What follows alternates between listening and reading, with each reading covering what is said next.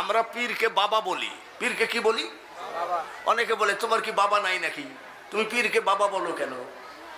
আরে পাগল নাকি? এই এতটুকু লেখাপড়া যে জানে না, তার ওয়াজগুলো আপনারা শুনেন কেন? এই ওয়াজগুলো আপনারা ডিলিট করে দেন। এ মোল্লারা কিছু বোঝে না যে বাবা কি জিনিস আর মা কি জিনিস, তাই বোঝে না। এবার আসেন মা ফাতিমাতুজ জোহরার মার নাম কি? মা খদিজাতুল কুবরা। আমি যদি মা খদিজা বলি, আমার ছেলে কি দাদি খদিজা বলবে? এতটুকু বুদ্ধি কি মোল্লা তোমার ঘাড়ে নাই? বুখারী দেখাও, মিশকাত দেখাও, তিরমিজি দেখাও, আবার বলে মুফতির সার্টিফিকেট আছে। কোথার থেকে এসব মুফতি আসলো আমার নিজেও ব্রেনে পাই না। তার কারণ মুফতি পাশ করতে গেলে আগে দেখতাম দুই একটা দাড়ি পাইতো, আবার এখন দেখি ওর মার পেটের থেকে মুফতি হয়ে আসে নাকি আল্লাহ জানে। দাড়ি উঠে নাই, কয় মুফতি আজম। শুনে নাও, যখন আমি এখানে আসছিলাম তখন আমার দাড়ি চুল এত সাদা হয় নাই।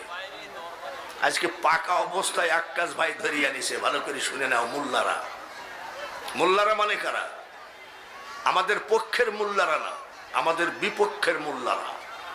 ভালো করে শুনে নাও, তোমার বাবা এখনো জীবিত আছে। ভালো করে শুনে নাও।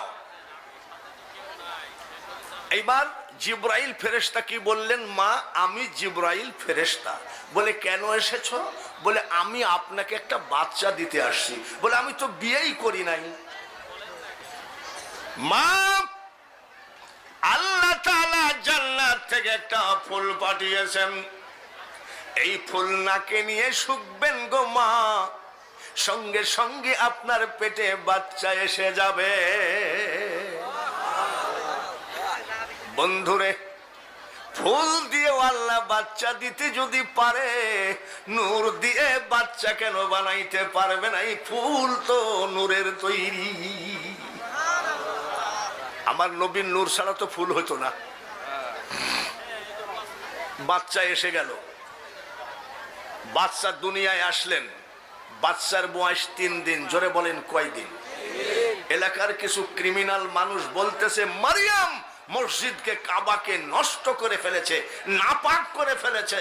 জোরে বলেন নাউজুবিল্লাহ। কেন? তার তো বিয়ে করে নাই। ওই মসজিদের পর্দার ভিতরে মরিয়ম আড্ডা মারতে যাই, পেটে বাচ্চা এসে গেছে। নাউজুবিল্লাহ। জোরে বলুন। মা মরিয়ম পাক না নাপাক? জোরে বলুন, পাক না নাপাক? এইবার এলাকার কিছু ক্রিমিনাল মানুষ বলে পাথর নিয়ে এসে পালা করো আর মরিয়মকে ধরে নিয়ে আসো। পাথর দিয়ে মেরে ফেলা হবে মরিয়মকে, আর মরিয়মের সামনে আশ্রয় মারা হবে তার বাচ্চাকে। বয়স কয়দিন?